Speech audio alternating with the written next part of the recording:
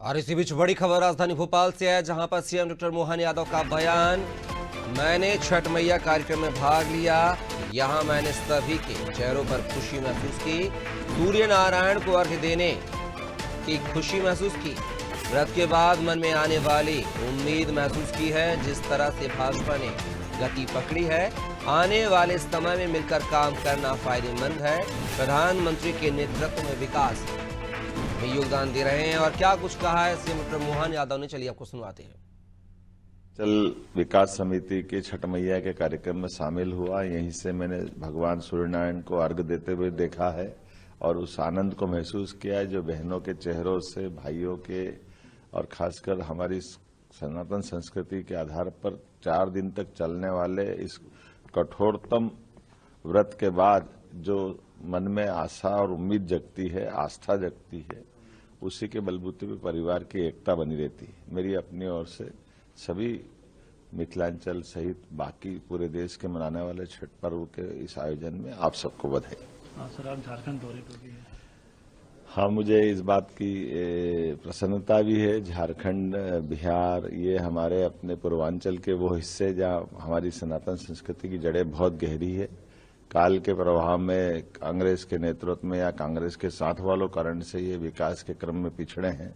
यशस्वी प्रधानमंत्री श्रीमान नरेंद्र मोदी जी के नेतृत्व में ये पुनः गति पकड़े, इसलिए डबल इंजन की सरकार बने। मैं इस उम्मीद के साथ झारखंड जा रहा हूँ। झारखंड में लग भी रहा है जिस प्रकार से जनता विश्वास कर रही है, और हरियाणा के जीतने के बाद, माननीय मोदी जी की तीसरी सरकार बनने के बाद तो उम्मीदें और बड़ी है।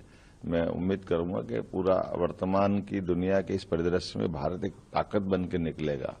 ऐसे में माइनिंग का बहुत बड़ा सेक्टर झारखंड है, विकास के मामले महाराष्ट्र बहुत आगे है। ऐसे में उनकी नेतृत्व की क्षमता यशस्वी प्रधानमंत्री के नेतृत्व में ही आगे बढ़ सकती है। इसलिए केंद्र सरकार भी भाजपा की और बाकी राज्य सरकार भी भाजपा की जब बनती है तो विकास डबल गति से दौड़ता है। तो उम्मीद करता हूं कि इस क्रम को हम जारी रखेंगे।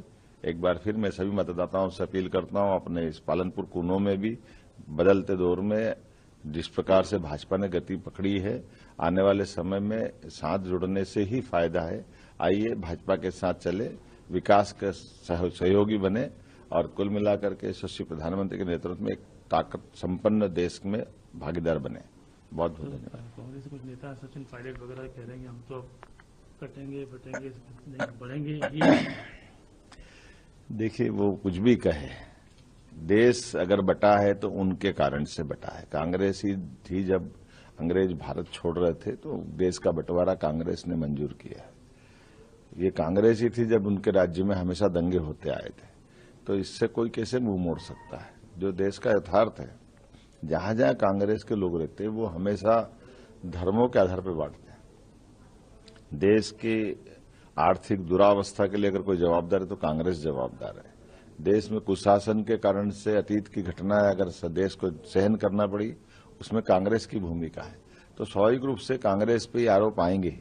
बोलने से कुछ नहीं होता। इस अतीत के पाप के कलंक से कांग्रेस कभी मुक्त नहीं हो सकती। मेरी अपनी ओर से पुनः भाजपा के साथ बढ़िए, देश के साथ रहिए, हमारे देश की सनातन धर्म की जड़ों से जुड़िए, और खास करके बदलते दौर में हमारे देश के अंदर भी कई सारे घुसपैठियों को कांग्रेस आज भी पाल रही, पोस रही। क्यों कांग्रेस दमदारी से बांग्लादेश की घटनाओं के बारे में नहीं बोलती? क्योंकि उसको वोट बैंक का खतरा लगता है। बांग्लादेशी घुसपैठी घुसपैठी है, पाकिस्तानी घुसपैठी घुसपैठी है। अगर किसी की गलती है, हिंदू की गलती है, तो हिंदू को बताइए, लेकिन किसी भी हालत में केवल हिंदुओं को ही टॉर्चर करना, ये जो कांग्रेस की नीति है, ये नीति ही मूलतः गलत है।